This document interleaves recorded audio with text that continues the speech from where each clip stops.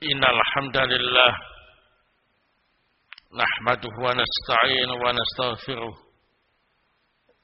wa na'udzu billahi min shururi anfusina wa min sayyiati a'malina may yahdihillahu fala mudilla lahu wa may yudlil fala hadiya lahu asyhadu an la ilaha illallah wahdahu la syarika lahu wa asyhadu anna Muhammadan abduhu wa rasuluh.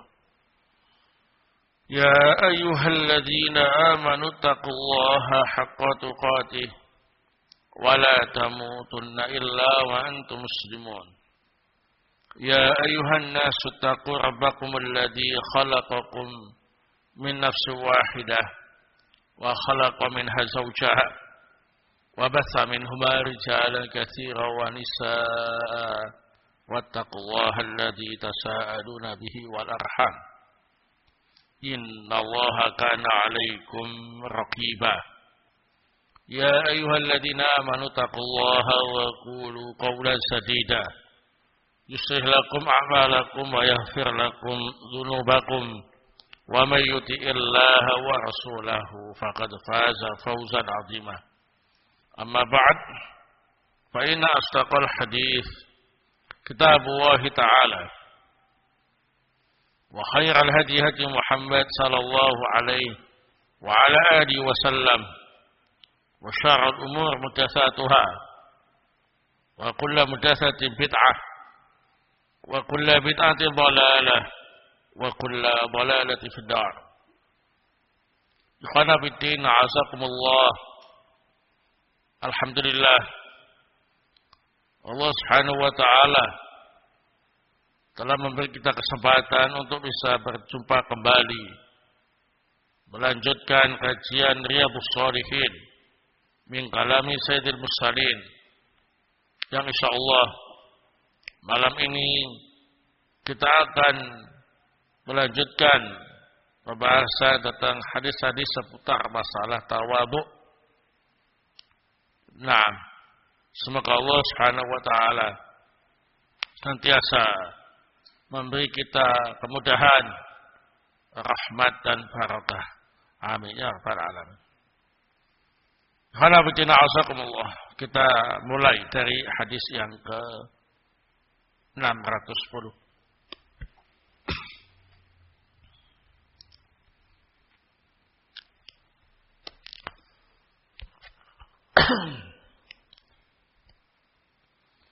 Qala al-Imam An-Nawawi rahimahullah,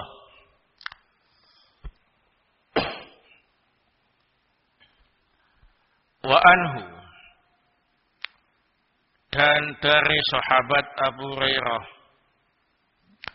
anin Nabi sallallahu alaihi wasallam qala, dari Nabi sallallahu alaihi wasallam beliau bersabda, lau tu'aitu ila qura'in au dira' la jabtu. Seandainya aku diundang untuk makan kaki kambing atau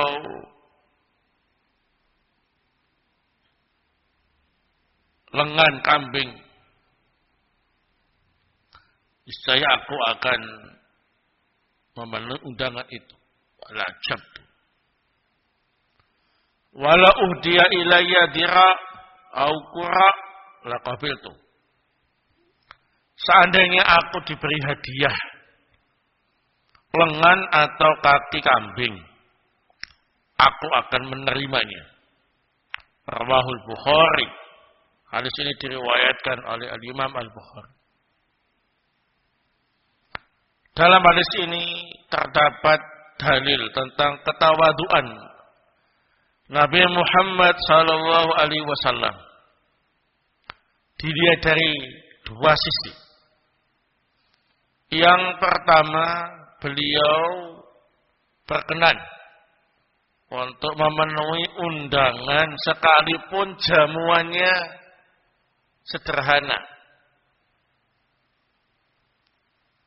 Biasanya kalau diundang makan-makan, tanya menunya apa? Menunya kalau istimewa, maka disempat-sempatkan hadir, ya kan? Tapi kalau ditanya menunya apa? Jawab tahu tempe. Langsung dia pikir-pikir untuk datang, ya. Nabi tidak. Ketika ada kesempatan, walaupun diundang untuk makan dengan menu yang sederhana, beliau tetap mendatanginya. Ini bentuk ketawaduan beliau. Tidak pandang bulu siapa yang mengundang dan menunya. Baik, di sini diungkapkan dengan lengan dan kaki kambing. Di bagian-bagian kambing yang secara kualitas itu di bawah, ya, daripada daging intinya. Itu menunjukkan menunya sederhana. Sisi yang kedua, ketawaduan Nabi SAW. Beliau mau menerima hadiah, sekalipun hadiah itu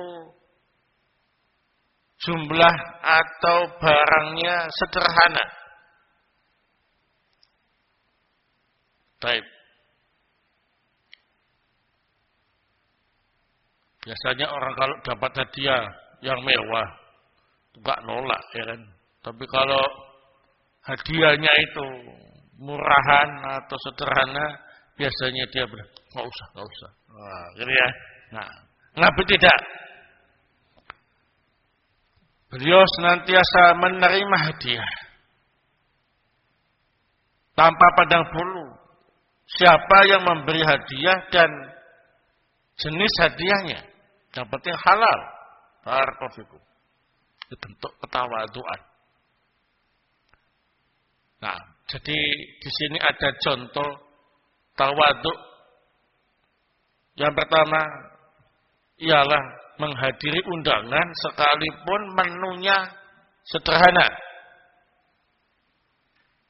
Walaupun yang mengundang adalah orang-orang yang bukan kaya raya.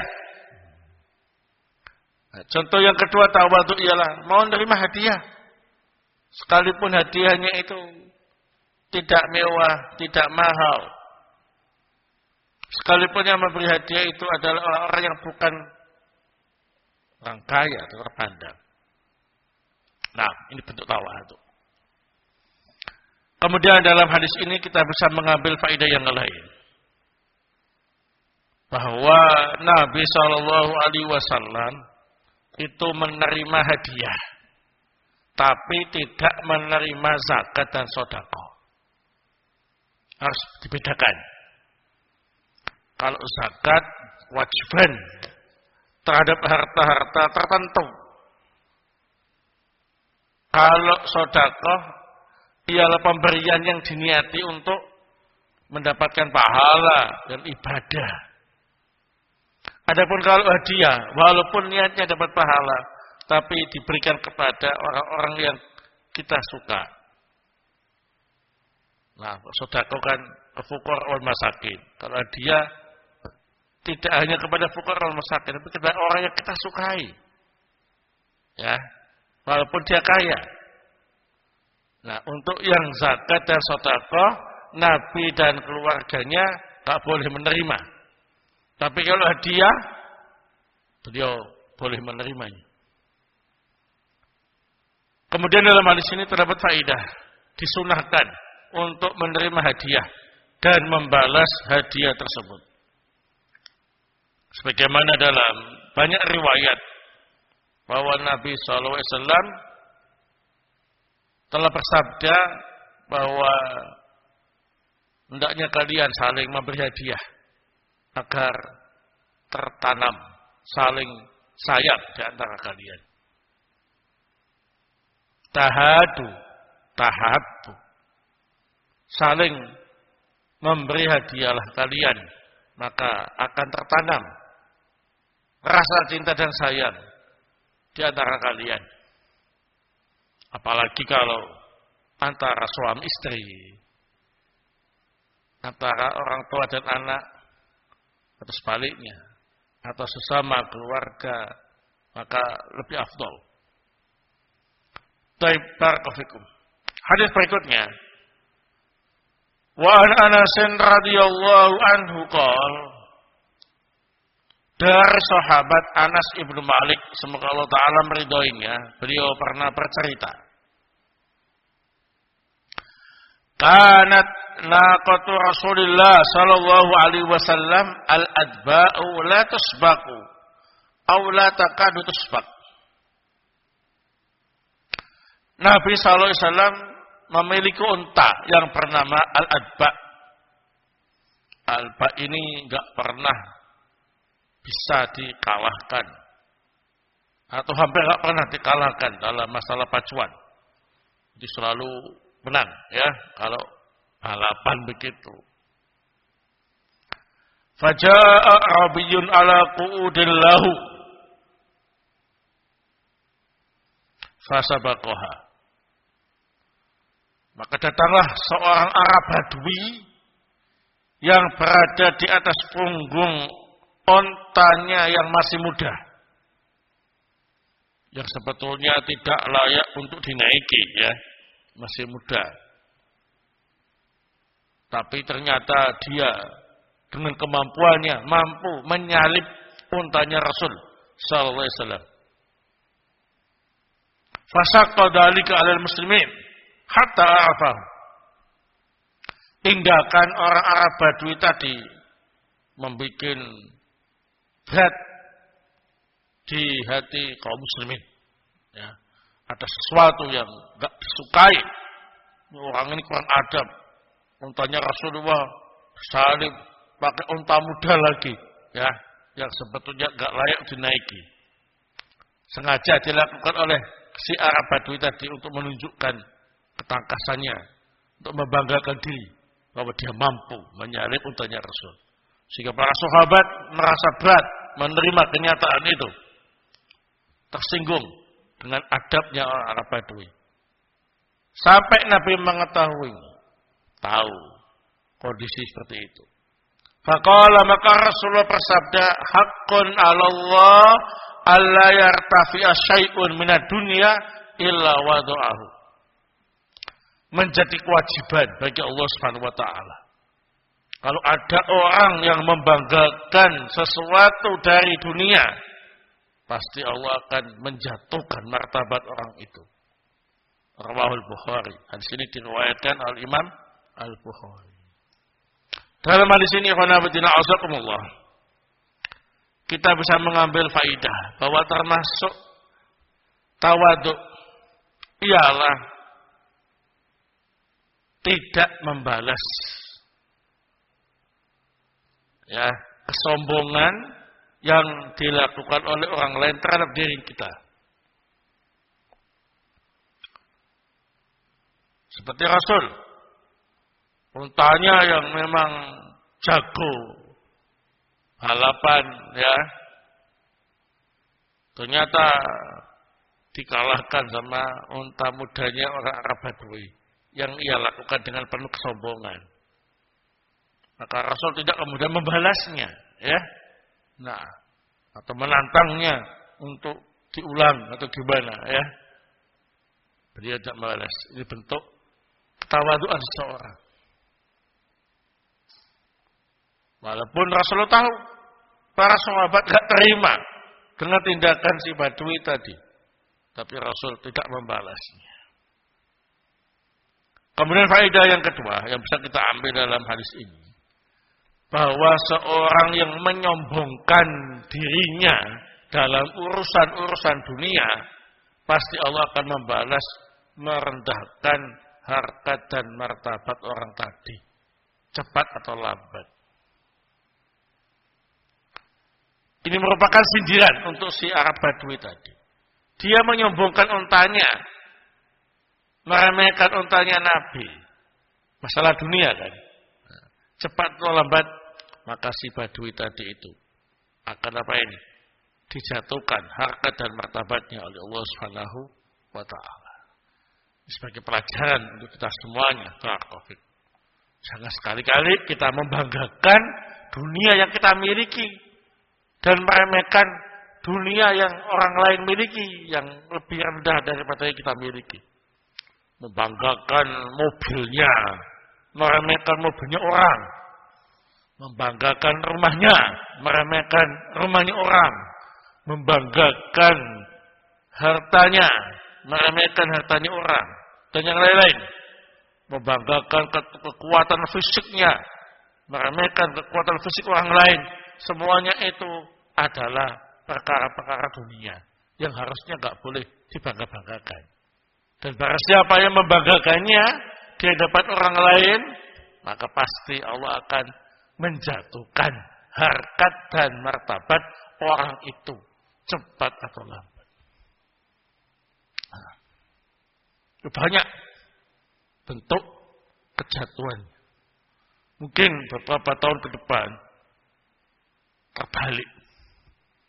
Yang dulunya dia menyombongkan kekayaannya, bangkrut. Yang dulu diremehkan, jadi kaya. Ketemu. Nah, yang menyebabkan orang itu kemudian apa ini? Dijatuhkan oleh ulahnya sendiri. Nah, oh kamu dulu yang kaya itu ya? Oh ya. Kasihan, kamu kok jadi miskin ya? Nih, saya bantu. Maaf sedikit, tapi ngasihnya banyak. Nah, ya, dia akan malu. Dulu dia meremehkan, menjatuhkan harkat dan martabat orang yang tak punya tadi, tak mau bantu, tapi ternyata sekarang dia dipermalukan oleh dirinya sendiri. Jatuh miskin, bangkrut, yang dulu miskin kaya, ketemu, nggak dibalas, tapi dibantu. Ini modal gratis 100 juta untuk kamu, ya. Nah, nggak usah dikembalikan. Mau ditolak, rezeki noplok. Mau diterima, dia harus menanggung apa ini? Rasa malu. Artinya malu-malu menerimanya. Barakallahu ya. Nah, paling tidak dia sudah apa ini? Jatuh di bawahnya. Ya, dia dapat. Tapi jangan sekali-kali menyombongkan apa ini? Kayaan. Baik, selanjutnya bab yang ke-72. Qala Imam An-Nawawi rahimahullah, bab tahrimil kibri wal ijab. Bab haramnya sombong dan membanggakan diri. Kalau tawadhu itu menerima kebenaran dan tidak meremehkan orang lain serta tidak membanggakan diri sendiri. Kalau al-kibar menolak kebenaran dan meremehkan orang lain. Kalau ujub atau ijab dari itu bagian dari kesombongan, membanggakan apa yang ada pada dirinya dan meremehkan orang lain. Ini hukumnya haram, hukum termasuk dosa besar. Al-Imam An-Nawawi rahimahullah membawakan beberapa ayat Al-Quran tentang masalah ini. Yang pertama, kalau Allah Ta'ala berfirman, tilkad darul akhirah, naj'aluha lilladina la yuriduna 'uluwan fil ardi wala fasada, wal 'aqibatu lil muttaqin. Surah Al-Qasas ayat 83. Negeri akhirat, yakni surga dan kenikmatannya, kami jadikan untuk orang-orang yang tidak sombong di muka bumi dan tidak berbuat kerusakan. Dan akibat yang baik itu hanya untuk orang-orang yang bertakwa. Jelas berarti ya. Orang sombong di akhirat nanti tidak dapat kemuliaan, tidak dapat kehormatan. Mereka mendapat kehinaan. Barakallahu. Ayat yang kedua. Wa qala ta'ala wala tamshi fil ardi maraha. Janganlah engkau berjalan di muka bumi dengan penuh kesombongan. Surah Al-Isra ayat 37. Jelas. Larangan keras untuk sombong. Nah, jalan saja enggak boleh dengan penuh kesombongan. Kita enggak jalan yang sombong itu. Jalannya yang dibuat-buat sengaja meremehkan orang-orang yang dilewati. Masalah jalan saja sudah enggak boleh disertai dengan kesombongan, apalagi yang lainnya. Apa enggak boleh lagi. Barakallahu. Ayat yang ketiga, wa qala ta'ala wala tusair haddaka linnas wala tamshi fil ardi maraha innallaha la yuhibbu kulla mukhtalin fakhur. Surah Luqman ayat 18. Janganlah engkau palingkan pipimu dari manusia. Jangan pula engkau berjalan di muka bumi dengan kesombongan. Sesungguhnya Allah tidak mencintai orang-orang yang sombong lagi membanggakan diri. Wa makna tusair haddaka linnas aitu milhu wa tu'ridu bihi 'anil nas takabburan 'alaihim wal marah at-tabakhtur. Makna tusair haddaka linnas artinya memalingkan muka dari manusia karena sombong. Sementara al-marah itu kesombongan. Nah, di sini surah Luqman merupakan nasihat seorang bapak kepada putranya. Luqman Al-Hakim menasihati putranya untuk tidak berbuat kesombongan. Di antara bentuk sombong itu, kalau ketemu orang memalingkan mukanya. Nah, gitu ya. Pipinya dipalingkan. Enggak disapa. Nah, biasanya kan gitu. Orang yang sombong itu ya, mukanya dipalingkan. Bentuk kesombongan. Termasuk ketika jalan, enggak boleh dengan gaya dan sombong. Normal saja. Ada yang gaya jalannya memang sengaja untuk meremehkan orang yang dilewati. Enggak boleh. Sungguh Allah tidak mencintai orang yang sombong lagi membanggakan diri. Ini berarti termasuk dosa besar. Ayat berikutnya, wa qala ta'ala inna qaruna kana min qaumi Musa fabagha 'alaihim. Sesungguhnya Qarun itu termasuk kaum Nabi Musa. Kemudian dia berbuat zalim kepada mereka. Wa atainahum minal kunuzi ma inna mafatihahu latanu bil usbati ulil quwwah. Dan kami beri Qarun harta kekayaan yang banyak, yang kunci-kunci gudangnya hanya bisa diangkut oleh 10 lebih, ya, orang-orang yang kuat. Nah, ada yang mengatakan 3 sampai 70 orang itu namanya al-usbah.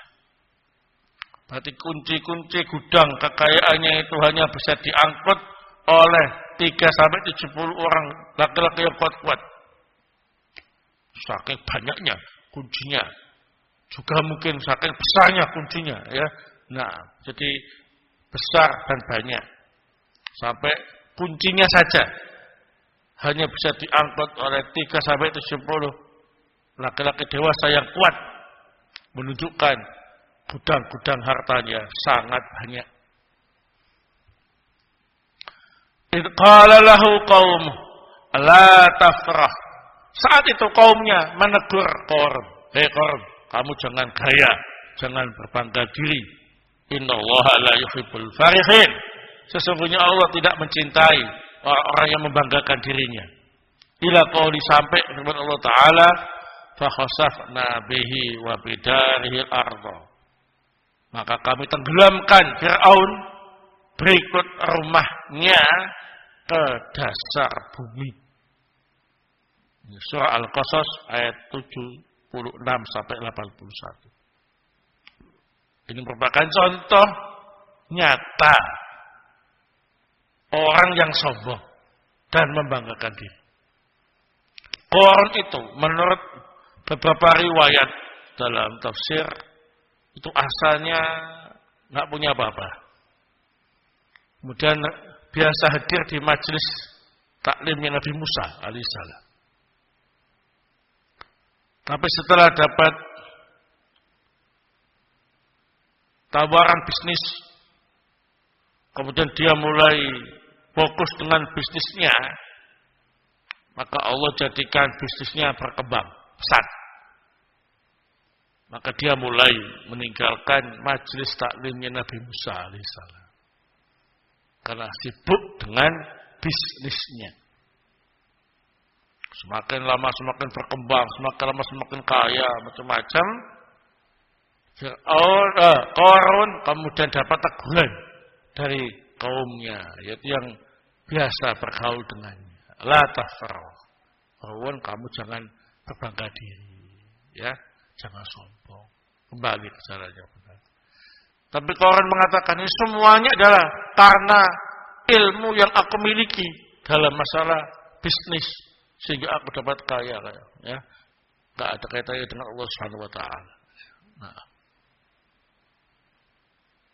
diajak kembali ke jalan yang benar malah sombong. Fabaghu alaihim, orang mendolimi kaumnya. Maka dia pun membanggakan kekayaannya, dipamerkan. Kekayaannya kemudian dikeluarkan semua, kemudian diarak oleh pegawai-pegawainya. Dipertontonkan supaya masyarakat tahu betapa kayanya si Qarun, ya. Nah, sebagian orang-orang yang enggak paham ilmu agama, mereka silau dengan apa ini kekayaannya si Qarun itu, ya. Nah, mereka berharap bisa mendapat kekayaan seperti itu. Wah, enak sekali Qarun, ya. Katanya banyak, bisa beli ini, beli itu, bisa sepuasnya. Tapi mereka yang berilmu mengatakan bahwasanya apa yang ada di akhirat nanti di surganya Allah Subhanahu Wa Taala lebih baik. Ngejar tipuan saja. Maka dalam suatu kesempatan ketika Qarun berada di rumahnya, berikut hartanya di gudang-gudangnya itu, Allah kemudian menenggelamkan Qarun berikut rumah dan gudang hartanya ke dasar bumi. Yang mana nanti di hari kiamat harta-harta Qarun itu akan menjadi bahan bakar yang semakin memanaskan api nerakanya. Naudzubillahi min dzalik. Nah, begitulah, ya. Asalnya enggak sombong. Asalnya enggak membanggakan diri. Kenapa? Enggak ada yang disombongkan, enggak ada yang dibanggakan. Tapi ketika sudah jadi kaya, nah, orang kaya itu sedikit yang bisa bersyukur. Lalai, lupa dengan keadaannya dulu. Ketika kaya sudah, dia pun lalai, lupa, ya. Sombongnya muncul, membanggakan dirinya muncul, meremehkan orang lain muncul, dan lain sebagainya. Naudzubillah min dzalik. Ini sangat berbahaya. Walaupun tidak seperti Qarun ditenggelamkan ke dasar bumi, tetapi hal itu sangat berbahaya. Nanti harta-hartanya itu akan menjadi bahan bakar neraka baginya. Naudzubillah min dzalik. Ini beberapa ayat yang disampaikan oleh Imam An-Nawawi rahimahullah. Adapun hadis, maka kita baca mulai dari hadis yang ke-612. Qala Imam An-Nawawi rahimahullah, wa Abdullah bin Mas'ud radhiyallahu anhu. Dari sahabat yang mulia Abdullah bin Mas'ud radhiyallahu taala an. Ani Nabi sallallahu alaihi wasallam qala, dari Nabi sallallahu alaihi wasallam, beliau bersabda, "La yadkhulul jannah man kana fi qalbihi mithqalu dzarrah min kibrin." Tidak akan bisa langsung masuk surga orang yang di hatinya masih ada seberat biji sawi kesombongan. Faqala rajul, "Inna rajula yuhibbu an yakuna thawbu hasanan wa na'lu hasanatan." Ada seorang laki-laki yang bertanya, "Wahai Rasulullah, bagaimana kalau ada seorang laki-laki yang suka pakai baju bagus, suka pakai sandal bagus, apakah ini bentuk kesombongan?" Qala innallaha jamil yuhibbul jamal. Al-kibru batarul haq wa ghamtun nas. Maka Nabi bersabda, sesungguhnya Allah itu maha indah, menyukai keindahan. Sombong itu menolak kebenaran dan meremehkan orang lain. Rawahu Muslim, hadis ini diriwayatkan oleh Imam Muslim. Batarul haq daf'u waradu ala qailih wa ghamtun nas ihtiqaruh. Batarul haq artinya menolak kebenaran dan mengembalikan kebenaran itu kepada yang menyampaikan. Ghamtun nas artinya ihtiqaruh, meremehkan. Dalam hadis ini ikhwanafidina azakumullah jelas ya. Seberat biji sawi saja kesombongan menjadi sebab orang terhalang masuk surga. Bagaimana kan kesombongannya itu? Satu butir telur besarnya. Bagaimana kalau besarnya itu satu kepala? Bagaimana kalau dari ujung rambut sampai ujung kaki penuh dengan kesombongan? Naudzubillah min dzalik.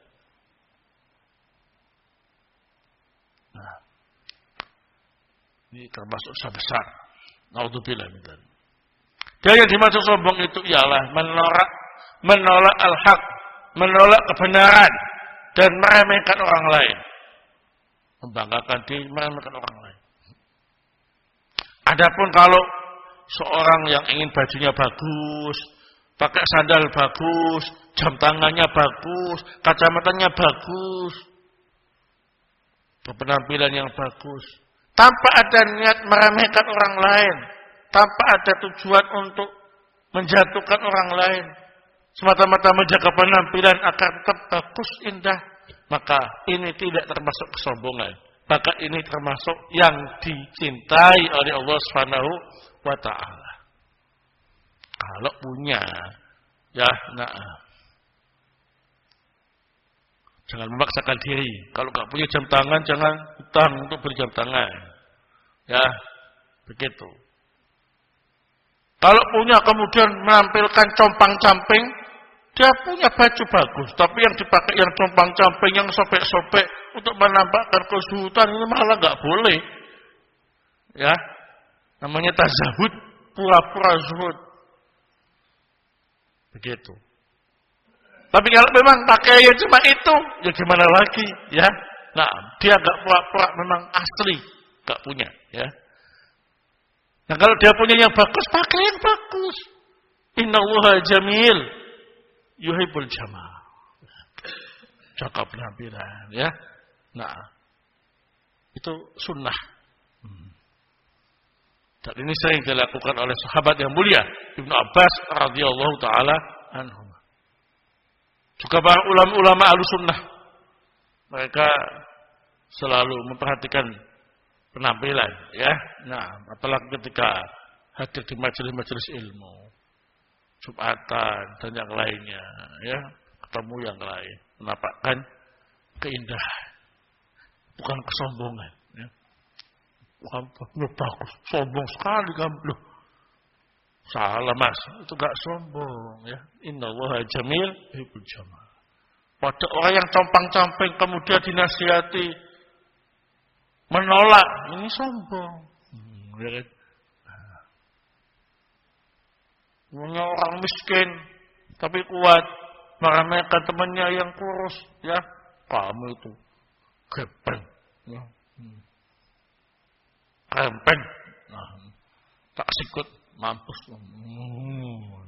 Ini sombong walaupun dia miskin, ya. Nah, barakallahu. Baik, ini ya penting. Hadis berikutnya.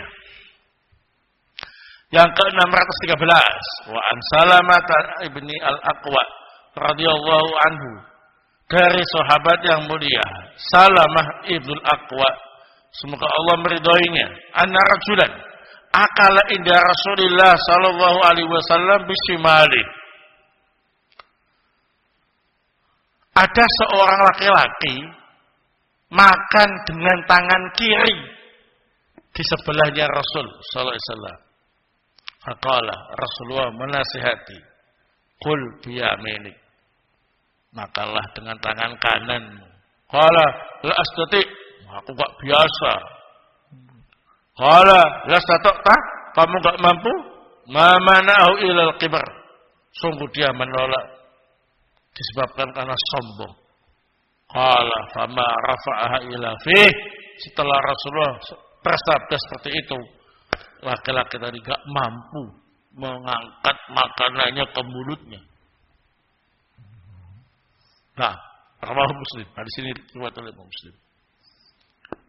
Hadis ini menunjukkan dalil bahwa termasuk bentuk sikap yang sombong, makan dengan tangan kiri untuk gaya-gayaan. Tangan kanannya masih ada, masih berfungsi, tapi sengaja makan pakai tangan kiri. Bentuk kesombongan, bentuk gaya yang sekarang lagi viral, ya di mana-mana, dia. Nah, seolah-olah ini gaya internasional, ya, nah, sombong. Yang kedua, sisi kesombongannya ya dinasihati untuk makan tangan kanan, dia bilang nggak biasa, padahal dia bisa, karena saya menolak sombong.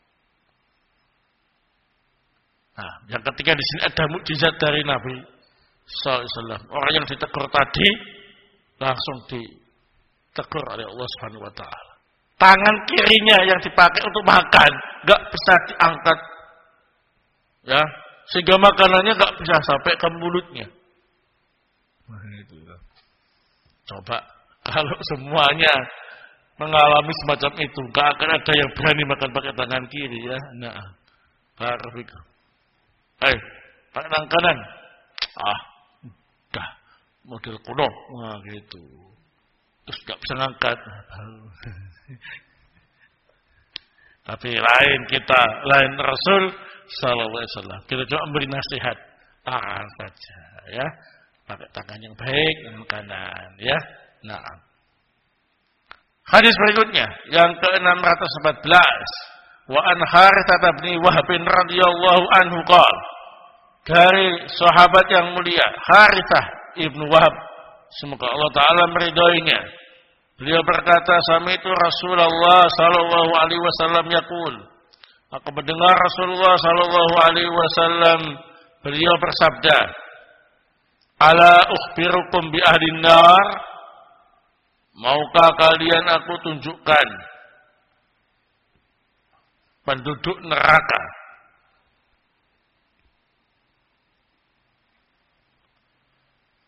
Kullu utullin jawadin mustakbir.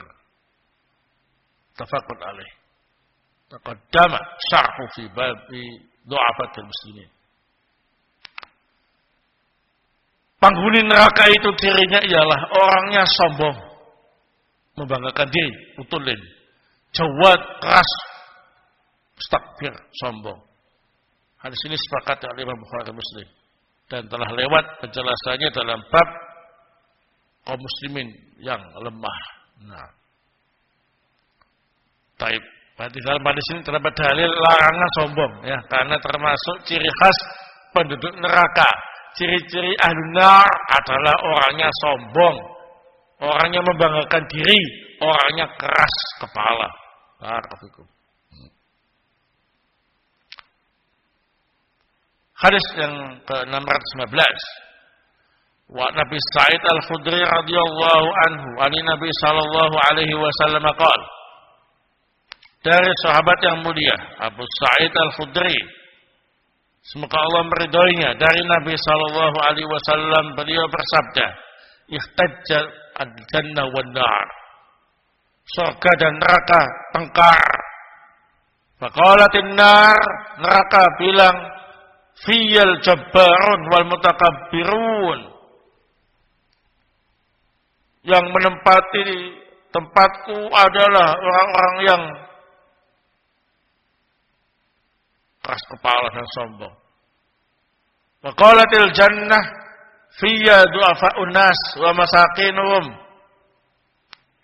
Surga berkata, kalau di tempatku diisi oleh manusia yang lemah-lemah dan yang miskin.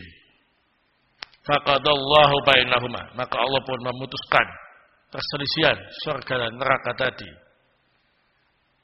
Innakil jannah rahmati arhamu biki man asya. Wahai surga, engkau adalah tempat rahmatku. Aku memberi rahmat denganmu orang-orang yang aku kehendaki.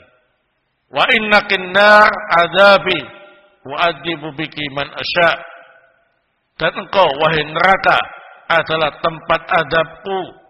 Aku mengadab denganmu orang yang aku kehendaki. Wali kilaikuma alayya mil'uha. Masing-masing dari kalian akan aku penuhi penghuninya. Rawahu Muslim. Hadis ini diriwayatkan oleh Imam Muslim. Jelas ya. Keras kepala, sombong, nah ini ciri-ciri ahlun nar.